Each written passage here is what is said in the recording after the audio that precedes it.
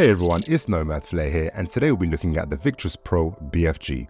This is an official licensed PlayStation controller which is evident just by looking at the box. Similar to the DualSense Edge, the Victrix has re-mappable rear buttons, adjustable trigger stops, and swappable thumbsticks. But where the controller differs from other PS5 Pro controllers is that you can alter the layout of the thumbsticks, the buttons, and the D-pad. Oh yeah, and to add as well, you can even place a fight pad module onto it, especially if you play beat-em-up titles. The Victrix is slightly cheaper than other Pro controllers out there like the DualSense Edge, the Razer, and the Scuff. However, is it worth buying? In this video, I'll be reviewing the design, the build quality, and the features before giving you my final thoughts as to whether this Pro controller is worth your hard-earned cash or not. In the box is a semi-hard shell case in black, which has the Victrix logo in the front. When opening this up, we are greeted with the controller and all the accessories. This includes a USB-C braided charging cable, which equates to 2.9 meters in length, the fight pad module, which can be used to play beat-em-up games like Street Fighter, Streets of Rage, Dead or Alive, etc. A pair of thumbstick borders, a USB dongle, which is needed if you want to use the controller wirelessly, two different style D buttons, two analog sticks, one is short and the other is long, and a screwdriver to remove and attach the modules.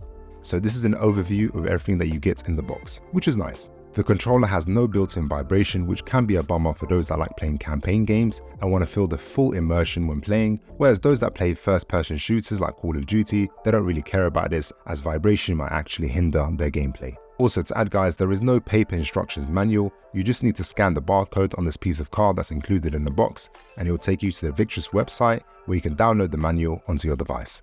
When looking at the Victrix BFG, you can tell right away guys, this does not look like your typical PlayStation controller.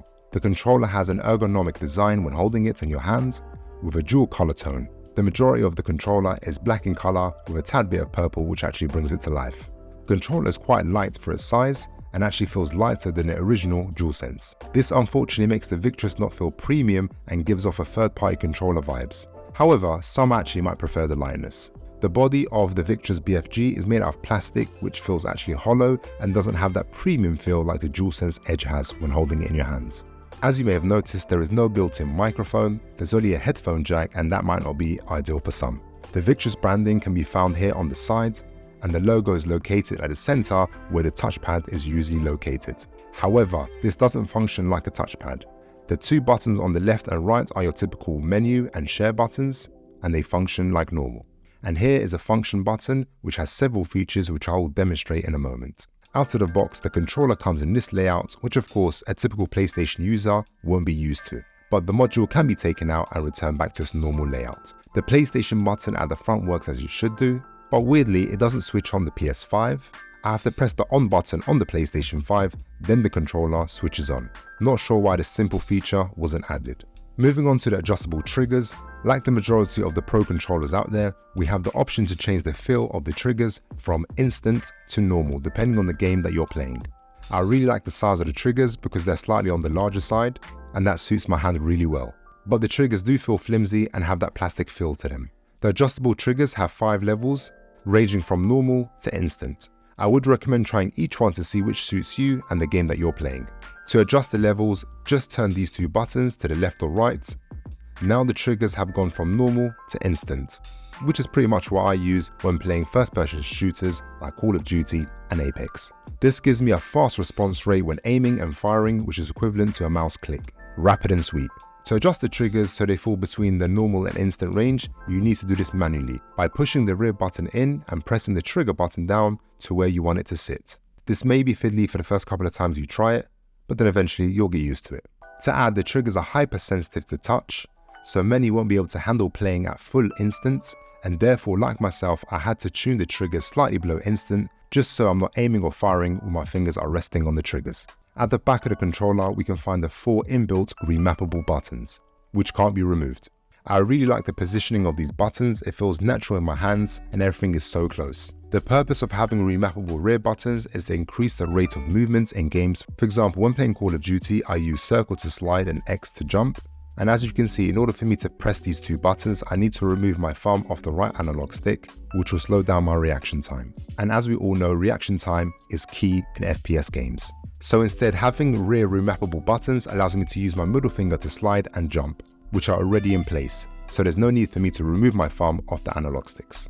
Additionally, having 2 extra re-mappable buttons, which the DualSense Edge and the SCUF controllers don't have, I can assign square and triangle to these buttons also. Setting this up is super easy and everything can be done from the controller itself. Just press the profile button at the back of the controller, followed by the rear button you would like to map.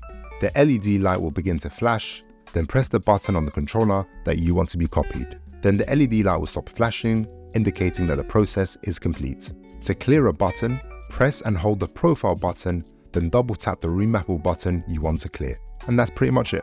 You can create 3 profiles on this controller, which can be saved. To access the profiles, just press the profile button at the back of the controller of the Victrix, and this will change color. Each color represents a different profile. So for example, I can have a Warzone profile which is purple, a Fortnite which is green, and Apex blue. So this is where the Victrix BFG stands out from the other PlayStation 5 Pro controllers, which is being able to swap out the different modules depending on which game you're playing.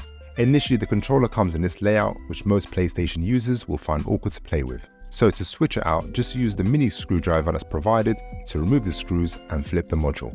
And now we have a PlayStation controller layout. When playing fighting games, I completely remove the module and add the fight pad, and this gives me the arcade type feel, which is so fun.